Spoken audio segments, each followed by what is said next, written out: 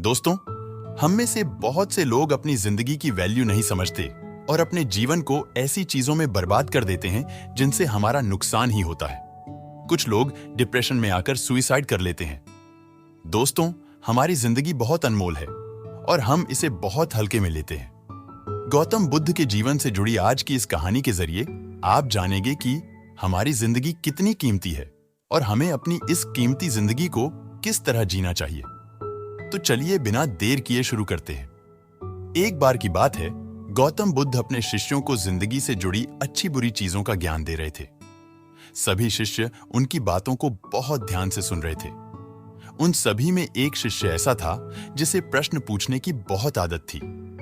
वो उठकर गौतम बुद्ध के पास गया और उनसे बोला, आप हमें जिंदगी के बारे में जो कुछ सिखा रहे हैं उस सब का क्या फायदा, क्योंकि हम में से बहुत से बच्चों को ये भी नहीं पता कि हमारे जीवन का मूल्य क्या है और ये जीवन हमारे लिए कितना कीमती है। पहले आप हमें ये बताइए कि इस जीवन का मूल्य क्या है।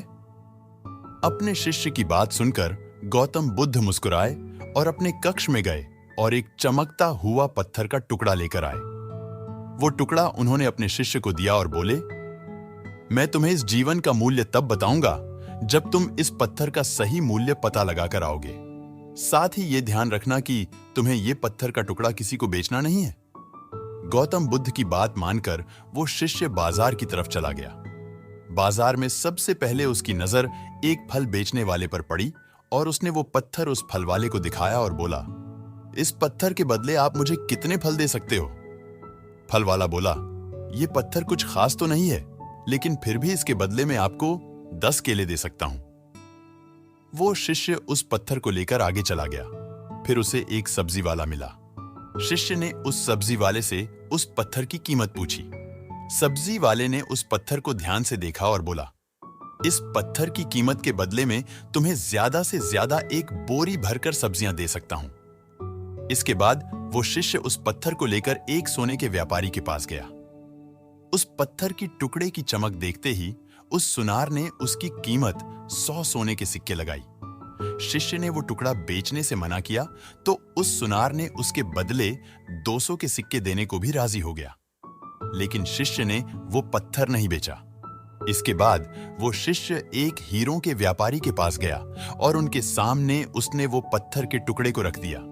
उस पत्थर को देखते ही हीरों के व्यापारी ने एक साफ कपड़ा बिछाया, उस पत्थर को उसके ऊपर रखा, फिर उसकी परिक्रमा की और हाथ जोड़कर उस पत्थर को कपड़े में लपेटते हुए वो बोला, तुम जिसे मामूली पत्थर समझकर उसकी कीमत पूछ रहे हो, असल में ये एक बेशकीमती रूबी है।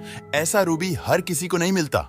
मैं अगर अपना सब कुछ बेच भी दूं तो भी इसकी कीमत नहीं चुका सकता। उस व्यापारी की बातें सुनकर वो शिष्य हैरान हो गया।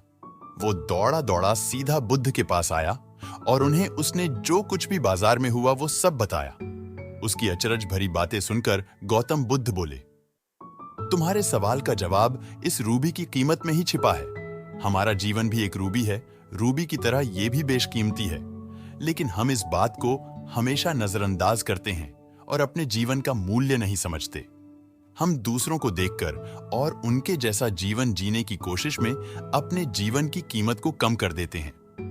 हम ये सोचते हैं कि हमारी जिंदगी की कीमत नहीं है जो दूसरे हमें बताते हैं। लेकिन ये बात हमेशा ध्यान रखना कि सामने वाला अपनी हैसियत, बुद्धि और अपनी समझ के हिसाब से तुम्हारी कीमत लगाता है।